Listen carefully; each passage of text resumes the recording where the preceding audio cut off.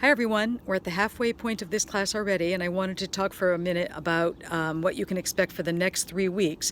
First of all, congratulations on making it through the first half of the class. It's a little bit of a whirlwind. I feel like everyone now is very competent in working through the modules on the left-hand side as opposed to just the assignments that pop up on your calendar. Many great suggestions have been made, including either bookmarking or taking notes of the lessons as you go along and keeping them so that when you do the problem sets that you'll have them as a reference.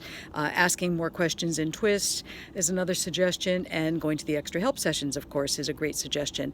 Some things for this week, as we're at that halfway point, as I mentioned, you've been making progress in both sets of competencies, both the GOA competencies, which you allude to a lot in your reflection at the end of each week, talking about being more organized, learning independently, reflecting on your learning, taking responsibility for your learning.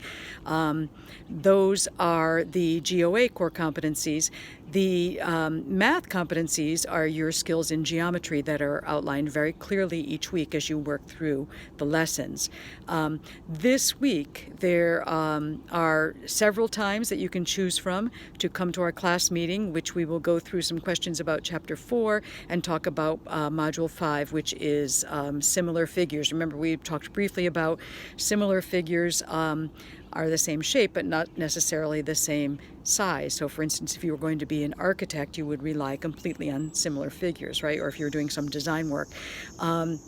Something else to remember, and I know I mentioned it to all of you last week, as we start on the second half of the class, you are all experienced GOA students now, and that means that it is time to really take responsibility for getting every assignment in on time, and there will be a penalty if it comes in late. Of course, there is some wiggle room for time zones.